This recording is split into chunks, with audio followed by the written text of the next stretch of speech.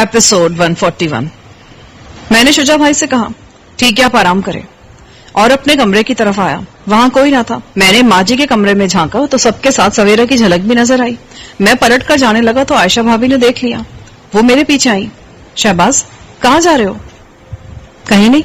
तो अंदर आओ ना, हम तो तुमसे बात करने और तुम्हारे पास बैठने को तरस गए हैं। मैं हिचकिचाया। वो सवेरा है। तो क्या हुआ, तुम तो अपने हो, पर्दा तो बाहर वालों से होता है। चलो आओ। वो मुझे पकड़कर अंदर ले आई। सवेरा ने पहले की तरह हल्का सा घूंघट कर लिया था। मैं माँ जी के पास कुर्सी पर बैठ गया। अब वो पहले से बेहतर नजर आ रही थी। वैसे भी आज शायद भाई के इंतकाल को 12 दिन हो गए थे। अल्लाह इंसान को सब्र दे देता है। आज भी रोना धोना शायद मेरी आमद की वजह से था। माँ जी ने मेरी तरफ देखा। कितना कमजोर हो गया है तू? नहीं, ठीक तो हूँ। नहीं, लगता है तू सही से खाता है और ना ही आराम करता है। शम्मी बोली, शेबी लगता है आपने कई दिनों से शेव भी नहीं बनाई। इन दिनों तो सांस लेने का मौका भी मुश्किल से मिलता है, शेव कहाँ से करता। चले फिर पहले शेव कर लें। मेरे पास शेविंग का सामान नहीं है। आपने शायद वॉशरूम में गौर से नहीं देखा, वहां पर हर चीज है। आइए मैं आपको दिखाऊं। इतनी जल्दी क्या है तुझे? अभी तो आया मेरा भाई, इसे सांस तो लेने दे। आपा ने उसे घूरा। शम्मी ने मुंह बनाया। मुझे यूं अच्छे नहीं लग रहे। मैं खुद वहां से उठना चाह रहा था। सवेरा बैठी थी और मुझे लग रहा था कि मेरी वजह से वो कुछ बेचैन है। वो बिल्कुल साकित और खामोश थी। शायद वो मेरी आमद से घबरा गई थी। इसलिए जब शम्मी ने इसरार किया तो मैं खड़ा हो गया। मैं शेव ही कर लूं, वरना ये चुड़ैल मानेगी नहीं। मैं चुड़ैल हूं? हाँ, बचपन से चुड़ैल हूं। याद नहीं मुझसे कैसे सारा दिन चिमटी रहती थी। हम दोनों वहां से निकल आए। अच्छा, अम्मी बताती कि मैं आपको स्कूल भी नहीं जाने देती थी। हाँ, उन दिनों के लिए मैं तुम्हारा शुक्रगुजार हूँ। जब तुम आई तो स्कूल की गर्मियों की छुट्टियां थी और तुम उस वक्त मुश्किल से 2 साल की थी। तुम फौरन मुझसे मानूस हो गई और फिर सारा दिन मेरी गोद में रहा करती थी। स्कूल खुले तो तुमने मुझे स्कूल जाने ही ना दिया और इतना हंगामा किया कि मैं 3-4 दिन मजीद छुट्टी के मजे लेता रहा। छुट्टियों के बाद स्कूल जाना सबसे मुश्किल काम था। और फिर अगले साल अब कैडेट स्कूल चले गए। मेरे साथ कितना कम रहे। गुड़िया, उन दिनों तो मैं खुद अपने साथ भी नहीं होता था। अपने वजूद का एक हिस्सा हवेली में छोड़कर जाता था। तुम सबकी बहुत याद आती थी। मुझे भी आपकी बहुत याद आती थी। बस अब आप जल्दी से शेव कर लें। उसने वॉशरूम में आईने के पीछे लगी हुई छोटी सी कैबिनेट खोली जिसमें शेव का मुकम्मल सामान था। मैंने शेव पर हाथ फेरी, लेकिन मजा इस तरह ज्यादा आ रहा है। कोई नहीं जी, अब आप जल्दी से तैयार होकर आ जाएं। मैं आधे घंटे बाद खाना लगा दूंगी। आज मैंने आपका पसंदीदा पुलाव बनाया है। मैं वॉशरूम में आया तो मैंने गौर नहीं किया था कि किसी जमाने में सादा सा वॉशरूम अब जदीद तरीन शहरी स्टाइल्स के टाइल्स और बेसन समेत बेहतरीन मिक्सचर से बिल्कुल बदल गया था। बस उसमें बाथ-टब की कमी थी, वरना डब्ल्यूसी के साथ कमोड भी लगा था। मैंने शेव की और पहली बार सुकून से आईने को देखकर रह गया। वाकई में बहुत बदल गया था। भागदौड़, बेआरामी और एक मुसलसल आसाब कशीदा जिंदगी ने अपने सारे असरात मेरे चेहरे पर छोड़ दिए थे। सता हुआ चेहरा और आंखों के गिर्द हल्के आ गए थे। रंग हल्का हो गया था। चेहरे पर लगने वाली कुछ चोटों के निशान अभी भी बाकी थे और सर के बाल किसी कदर बेतरतीब हो गए थे। आखिरी बार मुझे नेपाल में बाल बनवाने का मौका मिला था, जहां एक इंडियन नशरात तवाइफ के कोठे पर एक लड़की ने बड़ी महारत से मेरे बाल तराशे थे। शेव करके मैं बाहर आया तो शम्मी ने मेरे लिए हाफ स्वेटर निकाल दिया था, क्योंकि सर्दी वाज़ेह तौर पर महसूस हो रही थी। अगरचे मैं अब तक जितनी सर्दी भुगता आया था उसके मुकाबले में ये कुछ भी नहीं थी और मुझे मौसम खुशगवार लग रहा था। मेरा ख्याल था कि बाबा खाने के कमरे में आएंगे, लेकिन जब मैं वहां पहुंचा तो सब थे सिवाय बाबा के। शम्मी और भाभी खाना लगा रही थी। बाद में माँ जी और सवेरा भी आ गई। मैंने माँ जी से बाबा का पूछा। वो चुप हो गई, फिर आहिस्ता से बोली, आजकल वो अपने कमरे से कम निकलते हैं, खाना भी वहीं खाते हैं। मेरी वजह से? नहीं, तेरी वजह से। क्यों? माँ जी ने जल्दी से तरदीद की। उनका अंदाज ऐसा था जैसे मुझसे ज्यादा वो खुद को यकीन दिलाना चाह रही थी। माँ जी, मैं बच्चा नहीं हूँ। मैं जानता हूँ कि बाबा ने आज तक मुझे माफ नहीं किया है। माँ ने बेबसी से मेरी तरफ देखा। तू जानता है ना अपने बाप को? मैं माँ जी की कैफियत समझ रहा था। सिर्फ उनकी खातिर मैंने मौजू बदल दिया। शम्मी कह रही थी आज उसने पुलाव बनाया है। मुझे तो आपके हाथ का पक्का हुआ खाना खाना था। मैं जरूर बनाती, पर जोड़ों के नामुराद दर्द ने किसी काम जोगा नहीं छोड़ा। जोड़ों का दर्द कब हुआ आपको? मैं परेशान हो गया। 3 साल पहले शुरू हुआ था, फिर बढ़ता चला गया। शुजा मुझे आर्मी के अस्पताल ले गया था। इलाज कराया तो चलने फिरने के काबिल तो हूं, लेकिन कोई काम नहीं होता। मैंने पहली बार गौर से देखा। माँ जी की कलाइयों और टखनों पर हल्की हल्की सूजन थी। उनको यकीनन कोई काम करते हुए बहुत तकलीफ होती होगी। सवेरा सुन रही थी। उसने आहिस्ता से कहा, माँ जी को काम करने की जरूरत भी क्या है, हम है ना। हाँ, अल्लाह रखे तुम सबको, लेकिन बंदे के अपने हाथ पांव भी चलने चाहिए, ورنہ وہ بیکار ہو کر رہ جاتا ہے. ماں جی بولی, اتنا تو چلتی پھرتی ہیں, پھر ڈاکٹر کی بتائی ہوئی ایکسرسائز الگ کرتی ہیں, بس کام نہیں کرتی لیکن اس سے زیادہ ہی محنت کر لیتی ہیں. سویرا دھیمے لہجے میں سنبھل کر بول رہی تھی. پتہ نہیں وہ اسی طرح بولنے لگی تھی یا میرے سامنے ایسے بات کرتی تھی. شمی اور بھابھی کھانا لگا چکی تھی. آپا اور شجا بھائی بھی آ گئے. بابا کا کھانا ان کے کمرے میں پہنچا دیا گیا. سب نے خاموشی سے کھانا بنایا. شمی نے پلاؤ واقعی لاجواب بنایا تھا. بالکل ماں جی کے ہاتھ کا ذائقہ پایا تھا اس نے. میں نے تعریف کی تو وہ خوش ہو گئی. کل میں آپ کو دال چاول بنا کر کھلاؤں گی. آپا نے اسے گھورا. پھر چاول؟ تو چاولوں کے پیچھے کیوں پڑی رہتی ہے؟ وزن بڑھ جائے گا. ٹھیک تو ہے آپا, بلکہ دبلی ہے. اچھا ہے کچھ وزن بڑھ جائے گا. پلاؤ کے ساتھ مکھڈی حلوہ بھی تھا. شجا بھائی اور عائشہ بھابھی تھکے ہوئے تھے اور پھر شاید انہوں نے کچھ اور کام بھی نمٹانے تھے, اس لیے وہ کھانا کھاتے اٹھ گئے. برتن شمی اور سویرا نے اٹھائے. آپا نے سویرا کو منع بھی کیا لیکن وہ مانی نہیں. ماں جی بھی اٹھ گئی. پتر اب میں سوؤں گی, تہجد کے لیے اٹھنا ہوگا. جی ماں جی. میں ان کے ساتھ ان کے کمرے تک آیا. ماں جی لیٹ گئی تو میں کمرے سے نکل گیا. آپا اپنے کمرے میں تھی اور شمی اور سویرا کچن میں تھی.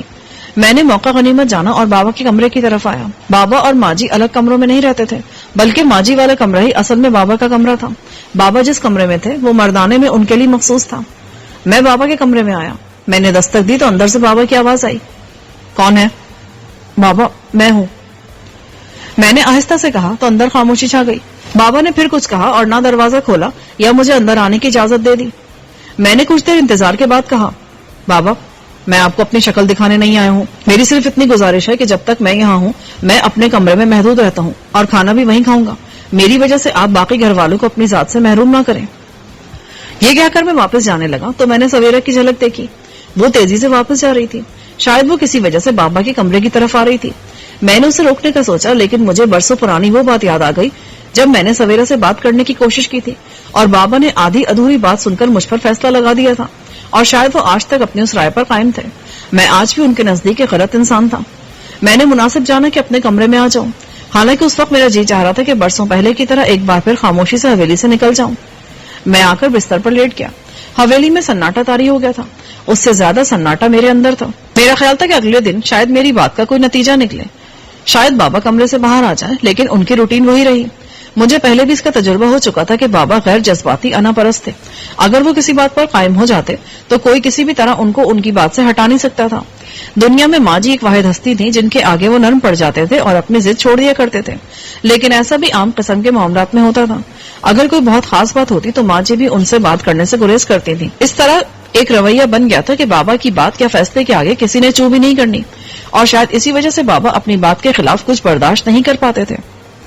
شروع کے 3 دن میرا اور سویرا کا آمنا سامنا کم ہوا. وہ صرف کھانے کے وقت ہی اپنے کمرے سے باہر آتی. حالانکہ شمی اور باقی سب اسے باہر لانے کی کوشش کرتے تھے, لیکن وہ اکثر ان کی کوشش ناکام بنا دیا کرتی. ہاں اگر ماں جی کہتی تو وہ باہر آ جاتی تھی, لیکن ماں جی بھی ایسا کم ہی کرتی تھی. یوں بابا اور سویرا 2 ایسی ہستیاں بن گئے جو اس حویلی میں ہوتے ہوئے بھی مجھ سے دور تھے. ماں جی اور آپا زیادہ تر اپنے معمولات میں ہوتی تھیں. ماں جی کو نمازوں اور اپنے کاموں کے بعد جو وقت ملتا وہ اس میں درود و وظائف کرتی, اور آپا حویلی کے کاموں میں رہا کرتی. ان کے ذمے تمام کاموں کی نگرانی تھی. زیادہ تر کام شمی, عائشہ بھابھی اور سویرا کرتے تھے یا نوکرانیاں تھیں, لیکن ان دنوں نوکرانیوں کی چھٹی تھی اور سویرا عدت میں تھی, اس لیے شمی اور عائشہ بھابھی پر کام کا بوجھ زیادہ تھا جسے وہ پیشانی پر بل لائے بغیر ہنسی خوشی پورا کرتی تھی. میں ان دنوں میں حویلی کی عمارت سے باہر نہیں نکلا, حد تو یہ کہ صحن تک میں نہیں گیا, لیکن مجھے کچھ باتوں کا علم ہوا تھا. ایک تو حویلی کی حفاظت اور نگرانی کے لیے 3 مسلح گارڈز رکھے گئے تھے. یہ گارڈز شجا بھائی نے کسی اچھی سیکیورٹی کمپنی سے بلوائے تھے اور سابق آرمی کمانڈوز تھے. دوسرے حویلی کی 4 دیواری اونچی کرا کے اس پر خاردار تار کی دوہری باڑ لگا دی گئی تھی. اس سے پہلے حویلی کی دیوار صرف 6 فٹ اونچی تھی, اب اسے 9 فٹ اونچا کر دیا گیا تھا. مین گیٹ پر نئی فولادی شیٹ اور اینگل آئرن ویلڈ کرا کر اسے مضبوط کر دیا گیا تھا. مزید گیٹ سے اندر مردانے تک ایک انٹرکام سسٹم تھا. اس کا ایک ایکسٹینشن بھی اندر تھا. اگر کوئی باہر سے آتا تو پہلے اس کی اطلاع اندر کی جاتی تھی. یہ انتظامات بتاتے تھے کہ بابا اور بھائیوں نے مرشد علی کی دھمکیوں کو سنجیدگی سے لیا تھا, لیکن اس بزدل شخص نے وہاں وار کیا جہاں بابا یا بھائیوں نے سوچا بھی نہ تھا. ان چند دنوں میں نے اس معاملے پر جتنا بھی سوچا, میرا یقین بڑھتا چلا گیا کہ شاہد بھائی کا قتل مرشد کے اشارے پر ہوا تھا. اس کے پاس اس کام کے لیے بدماشوں کی کمی نہ تھی. تنہائی میں جب میں اس معاملے پر سوچتا تو مجھے غصے کے ساتھ بے بسی کا احساس بھی ہوتا. مرشد ایک طاقتور شخص تھا اور براہ راست اس سے صرف 2-3 بار ہی میرا سامنا ہوا تھا. اب تک میں اس کے چیلوں اور بدماشوں سے نمٹتا آیا تھا. اس کی اصل طاقت یہی بدماش اور چیلے تھے, ورنہ وہ بذات خود کچھ نہ تھا. شاہد بھائی کے قتل نے مجھے بتایا کہ دشمن اب میری اور میرے دوستوں کی ذات سے آگے جانے کا فیصلہ کر چکے تھے. وہ اتنے بے خوف تھے کہ انہوں نے ایک آرمی آفیسر کی جان لینے سے بھی گریز نہیں کیا تھا. ان کی دیدہ دلیری کی انتہا تھی کہ یہ کام انہوں نے دن دہاڑے اور ایک مسرور شارہ پر کیا. شجاع بھائی کو پولیس انکوائری کی رپورٹ مل رہی تھی. اس کے مطابق کچھ افراد نے ایک سیاہ بڑی جیپ کو شاہد بھائی کی گاڑی کے تعاقب کر کے اسے روکتے دیکھا، لیکن انہوں نے یہ نہیں دیکھا کہ گاڑی روکنے والوں نے سوار کے ساتھ کیا کارروائی کی. ان افراد کو پولیس نے ٹول پلازا کے ریکارڈ کی مدد سے ڈھونڈ نکالا تھا، لیکن صاف لگ رہا تھا کہ ان کی گواہی کسی کام کی نہیں تھی، کیونکہ نہ تو انہوں نے کسی ملزم کو دیکھا اور نہ گاڑی کا نمبر نوٹ کیا. حیرت کی بات تھی کہ اس ہائی وے پر دونوں طرف ٹول ٹیکس والوں کے پاس اس دن کسی سیاہ بڑی جیپ کا ریکارڈ موجود نہیں تھا. اس کا مطلب تھا وہ کہیں اور سے ہائی وے پر آئی تھی اور اس میں سوار افراد اپنا کام کر کے اسی راستے سے واپس چلے گئے تھے. موٹر وے کے علاوہ پاکستان کی ہر سڑک کھلی ہوتی ہے اور اس پر کہیں سے بھی آنا جانا ممکن ہے. تیسرے دن شام کے وقت ندیم آیا. میں کمرے میں لیٹا اس دن کا اخبار دیکھ رہا تھا کہ مجھے اس کی آمد کی اطلاع ملی. میں مردانے کی نشستگاہ میں آیا تو ندیم صوفے پر بیٹھا تھا. مجھے دیکھ کر وہ اٹھ کے میرے گلے لگ گیا. کچھ کہنے کی ضرورت نہ تھی، وہ بنا کچھ کہے ہی میرے دکھ میں شامل تھا. میں نے تجھے بتانے کی کوشش کی، لیکن بدقسمتی سے جتنی بار بھی بات ہوئی فون لائن خراب تھی. میں جانتا ہوں، پھر تجھ تک پہنچنے میں بھی کئی رکاوٹیں آ گئی تھیں. میں نے اسے تفصیل سے بتایا کہ پاکستان آنے کے بعد مجھ پر کیا گزری، اور جب میں نے اسے اس کے گھر کے بارے میں بتایا جہاں سے مجھے اور بیتو کو دونیا سمیت اغوا کیا گیا تھا تو وہ چونک پڑا. میرے گھر سے؟ لیکن یہ کیسے ممکن ہے؟ تو بیوی بچوں سمیت کہیں باہر تھا. وہ سوچ میں پڑ گیا، پھر اس نے سر ہلایا. ہاں یاد آیا، مجھے ایک پارٹی میں جانا تھا. میں نے سوچا اکیلا کیوں بور ہوں، بیوی بچوں کو بھی لے گیا تھا، لیکن میں 3 گھنٹے سے زیادہ نہیں رکا تھا. اتنا وقت کافی تھا. اتفاق سے میں بھی اسی دوران میں وہاں پہنچا تھا اور ان کو موقع مل گیا مجھے قابو کرنے کا. لیکن اگر تو آ جاتا تو اس سے بھی کوئی فرق نہ پڑتا، وہ تجھے بھی قابو کر لیتے. اتنا آسان نہیں ہوتا کہ وکیل سے پنگا لینا. انہوں نے چالاکی سے کام لیا، میرے آنے سے پہلے رخصت ہو گئے اور جاتے جاتے سب کچھ صاف بھی کر گئے. یعنی تجھے بالکل شک نہیں ہوا کہ تیرے پیچھے کوئی کارروائی ہوئی ہے؟ شک ہوتا تو میں مقامی پولیس کو ہلا نہ دیتا، خاص طور سے میری گلی کے لیے رات کو ایک پولیس موبائل چکر لگاتی ہے. کیا فائدہ ہوا؟ انہوں نے دن میں کارروائی کر ڈالی. خیر چھوڑو سے، سانپ نکل گیا، اب لکیر پیٹنے کا کیا فائدہ؟ یہ بتا یہاں کی کیا صورتحال ہے؟ اچھی نہیں ہے. بابا کی صورت ابھی تک نہیں دیکھی، لیکن میرے دشمن مجھے ان کی کسٹڈی میں دے گئے ہیں. یعنی فی الحال تو حویلی سے باہر نہیں جا سکتا؟ ہاں، تو اسے اخلاقی دباؤ سمجھ سکتا ہے. میرے دشمن سمجھتے ہیں کہ وہ طاقت کے بل پر مجھے روک نہیں سکتے، اس لیے انہوں نے یہ حربہ استعمال کیا ہے. لیکن سوال یہ ہے کہ میرے دشمن مجھے حویلی میں کیوں قید رکھنا چاہتے ہیں؟ اس کی ایک ہی وجہ ہو سکتی ہے، ان دنوں الیکشن قریب ہے اور مرشد اس بار MNA کی سیٹ کے لیے انتخاب لڑ رہا ہے. حیرت ہے، وہ تو دوسروں کو لڑاتا ہے، اس بار خود کھڑا ہو رہا ہے. ہاں سنا ہے وہ سرکاری پارٹی کی طرف سے لڑ رہا ہے اور اس کا ارادہ مذہبی امور کی وزارت حاصل کرنے کا ہے. اس نے اسی شرط پر سرکاری پارٹی میں شمولیت اختیار کی ہے. اس صورت میں اس کی کوشش ہے کہ کوئی پھڈے والی بات نہ ہو. جب سے الیکٹرانک میڈیا آیا ہے سیاستدانوں کی کرتوت بے نقاب ہونے لگے ہیں اور سب اس میڈیا سے ڈرتے ہیں. لیکن مرشد جیسے لوگ کسی سے نہیں ڈرتے. تجھے اندازہ نہیں ہے، پچھلے 1-2 سال میں میڈیا بہت بڑی طاقت بن کر ابھرا ہے اور اب اس سے سبھی ڈرتے ہیں. یعنی مرشد مجھے حویلی میں قید رکھ کر سکون سے اپنی الیکشن مہم چلانا چاہتا ہے؟ بالکل، اور معاملہ صرف ایک سیٹ کا نہیں. مرشد اینڈ پارٹی اس علاقے میں کم سے کم 2 قومی اور 5 صوبائی سیٹوں پر اثر و رسوخ رکھتی ہے.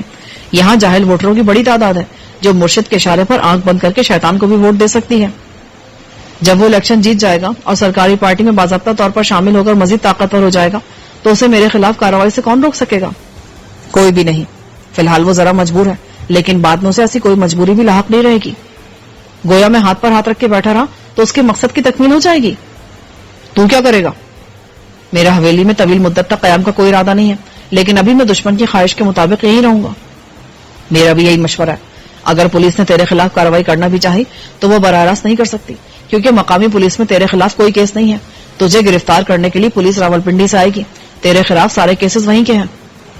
میں اس خوش فہمی کا شکار نہیں ہونا چاہتا، لیکن مجھے یقین ہے فی الحال میرے دشمن بھی مجھے پولیس سے دور رکھنا چاہتے ہیں، ورنہ میری آنکھ حویلی میں نہیں بلکہ کسی تھانے میں کھلتی. مجھے سفیر کی کال آئی تھی، میں نے اسے تیرے بارے میں بتا دیا ہے. ان کا معاملہ کہاں تک پہنچا؟ وسیم کا معاملہ تو سیٹ ہے، وہ مقامی شہری ہے، لیکن اس کے ساتھ جو خاتون ہے اس کا معاملہ ذرا پیچیدہ ہے، کیونکہ وہ ایک دشمن ملک سے تعلق رکھتی ہے. اس کے لیے جعلی کاغذات بنوانے ہوں گے تبھی وہ اس ملک میں آ سکے گی. تو بنوا لے بیٹا، یہ اتنا آسان نہیں رہا. جب سے شناختی دستاویزات کی تیاری کمپیوٹرائز ہوئی ہے اس قسم کے معاملات بہت مشکل ہو گئے ہیں. مشکل ہو یا آسان، یہ کام تو کرنا ہی ہے. یار اتنی جلدی مت کر، مجھے اس بارے میں ذرا سوچنے دو. پھر میں کوئی معقول مشورہ دے سکوں گا. فی الحال وہ دبئی میں آرام سے ہیں, ان کو وہاں آرام سے رہنے دو. لیکن یار میں وسیم اور سفیر کے بغیر خود کو ادھورا محسوس کر رہا ہوں. تو ان کو یہاں بلانے کے بجائے تو خود ان کے پاس کیوں نہیں چلا جاتا؟ قانونی طریقے سے یہ ممکن نہیں ہے. تو چلو غیر قانونی طریقے سے صحیح, 2-3 کے مقابلے میں ایک فرد کے جعلی کاغذات تیار کرانا آسان ہے. تیرا مطلب ID کارڈ اور پاسپورٹ وغیرہ؟ ہاں میں اس بارے میں معلوم کر رہا ہوں. جیسے کہ محفوظ طریقہ نظر آیا میں تیرے کاغذات تیار کرا دوں گا. اور تو؟ اس نے بات ادھوری چھوڑ کر ہاتھ سے ہوائی جہاز اڑنے کا اشارہ کیا. سفیر وہاں کو سیٹ اپ بنا رہا ہے. Set up? ہاں شاید کسی بزنس کے چکر میں ہے. سنا ہے تم لوگ اب کنگلے نہیں رہے ہو, کہیں لمبا ہاتھ مارا ہے. میں نے ندیم کو بھارت کے دنوں کی مختصر اعداد کے ساتھ ہیرو کے بارے میں بتایا. $1 کروڑ مالیت کے ہیرے؟ یہ رانا ویاس نے تجھے بیوقوف تو نہیں بنایا؟ ممکن ہے ہیرو اس سے کہیں زیادہ مالیت کے ہوں.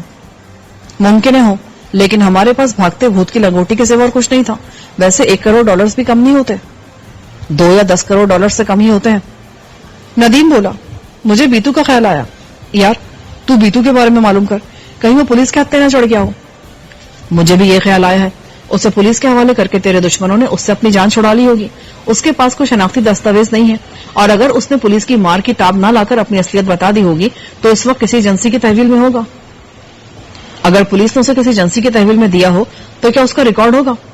مشکل ہے, کیونکہ اس قسم کے کیسز کی صورت میں ریکارڈ صاف کر دیا جاتا ہے, ورنہ عدالت میں کیس لگنے کی صورت میں پولیس مشکل میں پڑ جاتی ہے.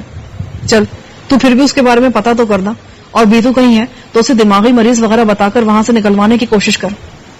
کروں گا کوشش میں. ندیم نے سر ہلایا, پھر اس نے اپنے بریف کیس سے چھوٹا سا خاکی لفافہ نکال کر میری طرف بڑھا دیا. یہ تیرے لیے ہے, اسے بعد میں آرام سے دیکھنا اور کوشش کرنا کہ کسی کی نظر نہ پڑے. میں نے لفافہ لے کر جیب میں ڈال لیا. لفافے میں ایک چھوٹی چوکور چیز تھی, اس کے علاوہ بھی کچھ تھا. میں نے پوچھا نہیں. پھر ندیم نے 1 عدد نوٹوں کی گڈی برآمد کی. یہ 1000 کے نوٹ تھے. یہ 1 لاکھ روپے ہیں.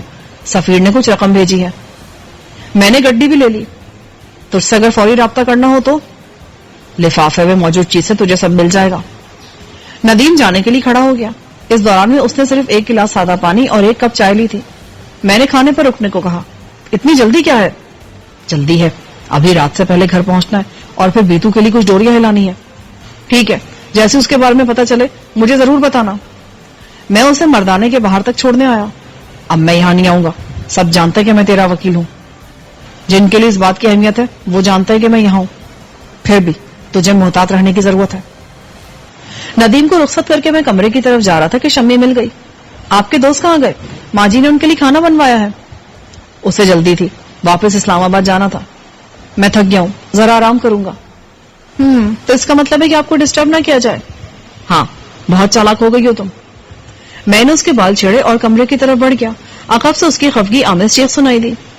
کمرے میں داخل ہو کر میں نے دروازہ اندر سے بند کر لیا اور سب سے پہلے لفافہ کھول کر دیکھا. اندر سے ایک سیل فون نکلا. یہ ایک چھوٹا لیکن طاقتور بیٹری والا سیل فون تھا. ندیم نے ڈبہ پیک لیا تھا اور کھول کر مجھ تک لایا تھا. میں نے اسے آن کیا اور اس کی فون بک دیکھی تو حسب توقع اس میں ندیم اور سفیر کے نمبرز تھے. ندیم اسی مقصد کے تحت موبائل لایا تھا. لفافے میں 1 عدد چارجر, 3 مختلف موبائل کمپنیوں کی سمز اور ان سمز کے 1000 والے 2 کارڈز تھے. میں نے ایک سم لگائی اور اس کا سگنل چیک کیے. اس کے سگنل کمزور تھے اور بار بار غائب ہو رہے تھے. دوسرے سم کے ساتھ بھی یہی مسئلہ تھا. البتہ تیسرے سم کی کارکردگی بہتر تھی.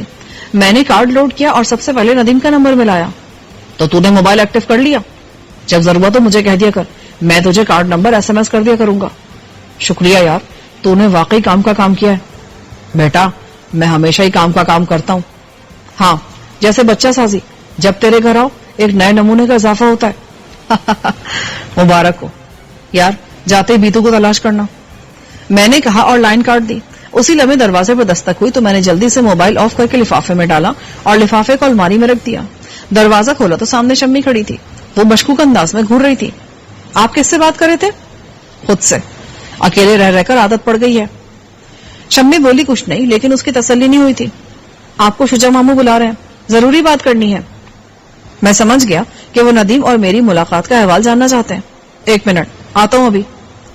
میں نے لفافہ الماری میں ذرا اندر کر کے رکھا کیونکہ شمی کپڑے رکھتی اور نکالتی تھی. وہ بے تکلفی سے میری الماری کھول دیتی تھی. اس کی نظر لفافے پر پڑ جاتی اور وہ اسے بھی دیکھتی. اور ابھی میں موبائل کی موجودگی چھپانا چاہتا تھا. میں منہ ہاتھ دھو کر باہر آیا. شمی جا چکی تھی. میں شجا بھائی کے کمرے کی طرف آیا. آؤ شہباز, وہ بستر پر لیٹے تھے. انہوں نے پاؤں سمیٹ لی اور میں ان کے پاس بیٹھ گیا. جی شجاع بھائی, آپ نے مجھے یاد کیا؟ انہوں نے سر ہلایا. وہ کسی قدر پریشان نظر آ رہے تھے. کل رات بابا کو ایک کال آئی. کیسے؟ میرا مطلب فون لائن تو ایکسٹینشن بابا کے کمرے میں ہے. شجاع بھائی بولے تو میرے ذہن میں گھنٹی سی بجی. یہ انتظام کیا میری خاطر تھا کہ میں آزادی سے فون استعمال نہ کر سکوں؟ کال کس نے کی تھی؟ کسی نامعلوم شخص نے. اس نے بابا کو دھمکی دی ہے کہ وہ ایک بیٹے سے محروم ہو چکے ہیں اور اگر شہباز حویلی سے باہر نکلا تو وہ بھی مارا جائے گا. بابا نے اس سے پوچھا نہیں کہ اسے ان سے ایسی کیا ہمدردی ہے جو وہ ان کے دوسرے بیٹے کو بچانا چاہتے ہیں؟ معاملہ تمہارا ہے. وہ چاہتے ہیں تم کسی صورت حویلی سے باہر نہ جاؤ. یہ تو واضح ہے, لیکن اس کا مطلب یہ نہیں کہ ان کو مجھ سے کوئی ہمدردی ہے. فی الحال میرا باہر جانا ان کے مفاد میں نہیں ہے. اس کی وجہ الیکشن. مرشد اور اس کے آدمی اس بار الیکشن میں بھرپور حصہ لے رہے ہیں اور وہ نہیں چاہتے کہ میں باہر آؤں اور ہنگامے ہوں تو اس کی الیکشن مہم خراب ہو جائے. کیا تم اس کی الیکشن مہم خراب کر سکتے ہو؟ میں نہیں, وہ خود کرے گا. میں باہر جاؤں گا تو اس کے گرگے میرا پیچھا کریں گے اور اس دوران میں جو ہنگامے ہوں گے اس کا اثر اس کی ذات پر بھی پڑے گا. شجاع بھائی سوچ میں پڑ گئے. وہ میری بات سمجھ رہے تھے. میں نے کھل کر نہیں کہا تھا, لیکن میرا مطلب یہی تھا کہ جب دشمن میرے پیچھے پڑے گا تو مجھے اپنا دفاع کرنا ہوگا. اس دوران میں کچھ بھی ہو سکتا تھا. شاباش, میرا خیال ہے تمہیں فی الحال حویلی سے نکلنے سے گریز کرنا چاہیے. آپ کا خیال ہے یا بابا کا؟ ان کا بھی یہی خیال ہے. مجھے کب تک حویلی میں رہنا ہوگا؟ جب تک شاہد کے قاتلوں کا سراغ نہیں لگ جاتا. معاف کیجیے گا بھائی, اس ملک میں کبھی اندھے قتل کا سراغ لگا ہے؟ یہاں تو وزیر اعظم کے قاتل نہیں پکڑے جاتے, سرعام ان کو موت کے گھاٹ اتار کر خاموش کر دیا جاتا ہے. تمہارا مطلب ہے شاہد کے قاتل کبھی نہیں پکڑے جائیں گے؟ بہت مشکل ہے, کیونکہ قانون ان کو پکڑنے نہیں چاہے گا. پھر کون پکڑے گا؟ اگر اللہ نے موقع دیا تو میں ان کو پکڑوں گا اور ان سے حساب لوں گا. فرد کے انصاف لینے کا کوئی تصور نہیں ہے. ایسا صرف قبائلی معاشروں میں ہوتا ہے. ہمارا ملک قبائلیت سے بھی بدتر حالت میں ہے. وہاں آدمی اپنے زور بازو پر بھروسہ کر سکتا ہے, لیکن اس مہذب معاشرے میں لوگوں کو ہاتھ پاؤں باندھ کر درندوں کے سامنے ڈال دیا جاتا ہے. وہ اپنی مدافعت میں کچھ نہیں کر سکتے. یو آر رائٹ, لیکن یہ اس مسئلے کا حل نہیں ہے. ہمیں بالآخر قانون کی راہ اپنانی ہوگی. درست ہے, لیکن انصاف نہیں ملے گا. انصاف صرف صاحب اختیار کو ہی ملتا ہے. ایسا نہیں ہے شہباز, معاشرہ رفتہ رفتہ تبدیل ہو رہا ہے. اس تبدیلی کی رفتار سست ہے, لیکن ایک وقت ایسا آئے گا جب یہ تبدیلی سب کو محسوس ہوگی. میں سوچ رہا تھا کہ شجاع بھائی مجھے قائل کر رہے تھے کہ میں حویلی میں رک جاؤں, اور جب تک ان کی اور بابا کی طرف سے اجازت نہ ملے میں باہر نکلنے کا سوچوں بھی نہیں, جبکہ میرے دشمن بھی یہی چاہتے تھے. عجیب بات تھی کہ میری جان کے گاہک اور میری جان کے خیر خواہ ایک ہی انداز میں سوچ رہے تھے. شجاع بھائی, آپ کے خیال میں کیا اس مسئلے کا یہی حل ہے؟ تو تمہارے خیال میں کیا مختلف ہے؟ وہ چونکے. جی ہاں, کیونکہ میرا خیال ہے دشمن کبھی آپ کا بھلا نہیں چاہ سکتا. اس معاملے میں بھی اس کا مفاد ہے, اور جیسے اس کا مفاد پورا ہوگا وہ پوری قوت سے حرکت میں آئے گا. اس وقت وہ مجھ سے کوئی رعایت نہیں کرے گا, اور اسے معلوم ہے کہ میں کہاں ہوں. اتنا تو میں بھی سمجھ رہا ہوں, لیکن فی الحال کوئی خطرہ نہیں ہے, اس لیے تم یہاں رہ سکتے ہو. اس دوران میں ہم مل کر کوئی تدبیر سوچ سکتے ہیں. دشمن بے وقوف نہیں ہے, وہ مجھے یہاں بھیج کر مطمئن نہیں ہوگا, بلکہ میری نگرانی کے کوئی نہ کوئی بندوبست کیا ہوگا. وہ بھی دیکھ لیں گے. حویلی میں تو تم محفوظ ہو. یہاں 3 افراد حفاظت کے لیے موجود ہیں, اور کم سے کم 2 افراد مستقل پہرے پر ہوتے ہیں, لیکن ان کو بھی تمہاری موجودگی کا علم نہیں ہے. یہ آپ کے اعتماد کے لوگ ہیں؟ ہاں, میرا ایک جاننے والا کرنل ان دنوں اسلام آباد میں سیکیورٹی ایجنسی چلا رہا ہے. یہ بندے وہیں سے آئے ہیں, سب اس کے چنے ہوئے لوگ ہیں. چنے ہوئے لوگ بھی بک جاتے ہیں. خیر, آپ کا اعتماد ہے تو ٹھیک ہی ہوگا. ان کے ہوتے ہوئے کوئی حویلی میں گھس نہیں سکتا. باقی معاملات میں دیکھ رہا ہوں, تم مجھ پر بھروسہ رکھو, انشاءاللہ سب ٹھیک ہو جائے گا. مجھے کوئی اعتراض نہیں ہے. تم کسی سے رابطہ بھی نہیں کرو گے؟ شجاع بھائی نے اگلا مطالبہ کیا. وہ رفتہ رفتہ کھل رہے تھے. کسی سے کیا مراد ہے؟ ندیم جانتا ہے کہ میں کہوں. کسی سے مراد تمہارے وہ دوست اور ساتھی ہیں جو اس لڑائی میں تمہارے شانہ بشانہ رہے ہیں. شجاع بھائی نے واضح طور پہ کہا. ان کی یہاں موجودگی تمہارے دشمنوں کو اکسا سکتی ہے, اور بابا حویلی میں یا گاؤں میں کوئی ہنگامہ برداشت نہیں کریں گے. شاہد بھائی کا قتل میرے آنے سے پہلے ہو چکا تھا. گویا میں یہاں ہوں یا نہ ہوں, میرے دشمنوں کو چین نہیں ہوگا, اور میں ان سے کسی رعایت کی توقع بھی نہیں کرتا ہوں. ٹھیک ہے, میں تمہاری کیفیت سمجھ رہا ہوں, لیکن میں جو کہہ چکا ہوں اسے بابا کا حکم سمجھنا. اور تم جانتے ہو بابا اپنے حکم کی خلاف ورزی برداشت نہیں کرتے. جی ہاں, اچھی طرح جانتا ہوں. میں بابا کی بات کا خیال رکھوں گا. شجاع بھائی نے میرے اندر موجود کبیرگی کو محسوس کر لیا, اس لیے انہوں نے موضوع بدل دیا. کل میں اور عائشہ جا رہے ہیں. کیا چھٹی ختم ہو گئی ہے؟ ہاں, بچوں کے اسکول بھی کھلے ہیں, ان کا کافی حرج ہو چکا ہے. میں نے کمرے میں آتی عائشہ بھابھی کی طرف دیکھا. میں بدنصیب انسان ہوں جو اتنے اچھے اچھے لوگوں سے دور ہوں. ایسا مت کہو, وہ بولی. اگر تم نے ہمیں مس کیا تو ہم نے بھی تمہیں اس سے کئی گنا زیادہ مس کیا ہے. اس حویلی میں اور ہماری زندگی میں شاید ہی کوئی پل ایسا ہو جب ہمیں تمہاری یاد نہ آتی ہو. شادی کے بعد میں نے تمہیں پہلی بار دیکھا، لیکن تمہارا ذکر اتنا سنا اور کیا ہے کہ تم ایک لمحے کو بھی نامانوس نہیں لگے. یوں لگا جیسے ہمیشہ سے ہمارے ساتھ رہتے آئے ہو. اب آپ لوگ چلے جائیں گے تو حویلی سونی ہو جائے گی. اللہ نہ کرے، یہاں سب ہے، شمی، باجی، بابا، ماں جی اور سویرا بھی تو ہے. ہم بھی 2 مہینے بعد چکر لگائیں گے. شجاع بھائی بولے، مجھے ایک ایکسرسائز پر کوئٹہ جانا ہے. عائشہ اور بچوں کو یہیں چھوڑ کر جاؤں گا. بچوں کے اسکول بھی بند ہو جائیں گے. 2 مہینے بعد؟ میں نے سوچا اس کا مطلب تھا کہ کم سے کم 2 مہینے مجھے روکنے کا ارادہ تو تھا. ویسے بھی الیکشن میں ابھی 4 مہینے باقی تھے. جب سانپ کی کیچلی بدلنے کا وقت آتا ہے تو وہ سست اور کمزور ہو جاتا ہے.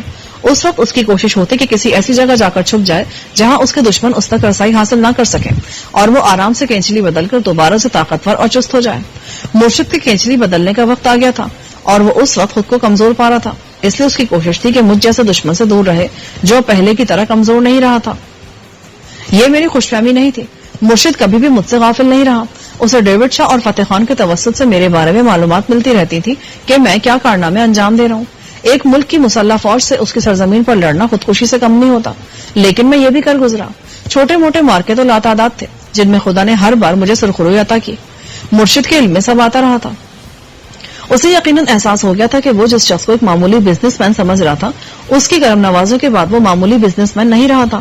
اب میں جانوں کا تاجر بن گیا تھا اور زندگیوں کے سودے کرتا تھا. مرشد جیسا بزدل اور حفاظتی حصاروں میں رہنے کا عادی شخص بھلا ایک ایسے دشمن سے سامنا کرنے کو کیوں تیار ہوتا جو آگ و آہن کے میدان سے گزرنا سیکھ گیا ہو. میں سوچ رہا تھا اسی دوران میں شمی اور باجی بھی آ گئی. سویرا ماں جی کے پاس تھی. وہ دونوں عائشہ بھابھی کے ہاتھ پٹانے لگی. ان کا سامان خاصا تھا. شجاع بھائی آرمی جیپ میں واپس جاتے. ان کو لینے ان کا ردلی آنے والا تھا. میں نے آہستہ سے کہا، آپ نے راستے میں حفاظت کلی کو محافظ لیا ہے؟ میرے پاس پسٹل ہے اور نواز SMG کے ساتھ آئے گا. وہ تربیت یافتہ آدمی ہے. پھر بھی آپ محتاط رہیے گا اور کوشش کریں ذرا دن چڑھے روانہ ہو. ہم صبح 9 بجے نکلیں گے. شجاع بھائی ان دنوں سرگودا میں تھے. میاں والی سے 2 گھنٹے کا سفر تھا، اس لیے زیادہ فکر کی بات نہ تھی. لیکن مرشد جیسے کمینے دشمنوں سے انسان ہر بات کی توقع کر سکتا ہے. اتنا تو مجھے یقین تھا کہ وہ الیکشن کے بعد پوری قوت سے میرے خلاف حرکت میں آئے گا اور اس وقت وہ صرف مجھے نہیں بلکہ مجھ سے متعلق ہر فرد کو نقصان پہنچانے کی کوشش کرے گا. شاہد بھائی کا قتل اس کی ایک مثال تھی. یہ قتل اس نے صرف ہمیں خوفزدہ کرنے کے لیے کرایا تھا. شجاع بھائی اور بابا اس کے دباؤ میں آ گئے تھے اور اب ان کو میرے خاندان کے باقی افراد کی فکر تھی. یہ صرف مرشد کی ایک چال تھی. اس نے ایک تیر سے کئی شکار کیے تھے. اس نے اپنے بھائی کا بدلہ مائسود کے لے لیا تھا. اس نے مجھے سزا دی اور میرے گھر والوں کو ڈرا کر مجھے حویلی میں قید کرا دیا. اس طرح اس نے اس درد سر سے نجات حاصل کر لی تھی. پھر جب بھی اسے میری ضرورت پڑتی تو میں اسے حویلی میں سے مل جاتا. لیکن ساتھ ہی مجھے شک تھا کہ مرشد اتنی پلاننگ سے کام کر سکتا ہے. یقیناً اس پلاننگ کے پیچھے فتح خان، اس کے اعزازی والد ڈیوڈ شاہ کا بھی ہاتھ تھا. فتح خان بظاہر مرشد سے کم رتبہ اور حیثیت کا آدمی تھا، لیکن اس نے اپنی ذہانت اور بے خوفی سے ڈیوڈ شاہ کے دل میں جگہ بنا لی تھی. فتح خان اور ڈیوڈ شاہ میرے دشمن ہوتے ہوئے بھی میرے خون کے پیاسے نہیں تھے، جیسا کہ فتح خان نے بھی کہا تھا کہ اب وہ میرا دشمن نہیں ہے.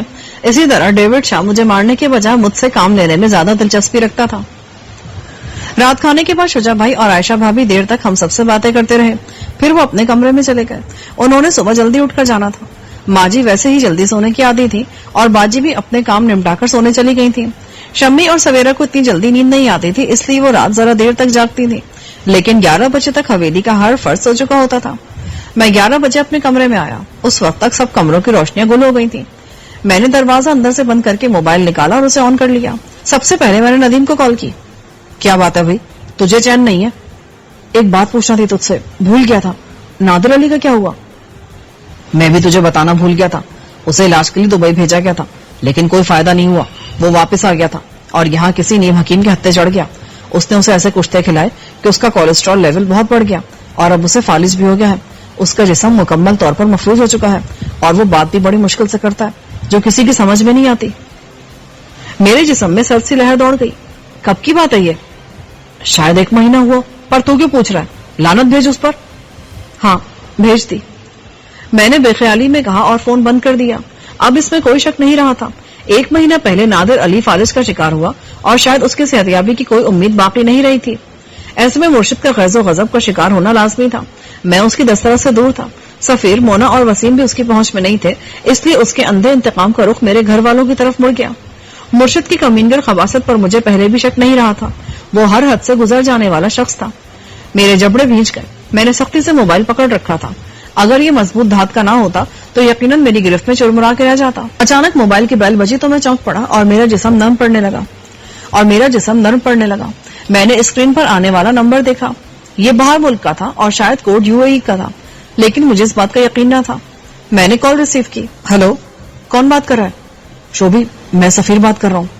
دوسری طرف سے کسی نے کہا، لیکن مجھے اس کی آواز اجنبی سے لگی. تو سفیر ہی ہے نا؟ ہاں یار، مجھے افسوس ہے میری جان. ہاں یار، ہونے والی بات کو کون ٹال سکتا ہے؟ یہ یقیناً اسی حرامزادے کا کام ہوگا. لگتا تو ایسے ہی ہے، لیکن کنفرم نہیں ہے. تو کہاں سے بات کر رہا ہے؟ دبئی میں ہوں.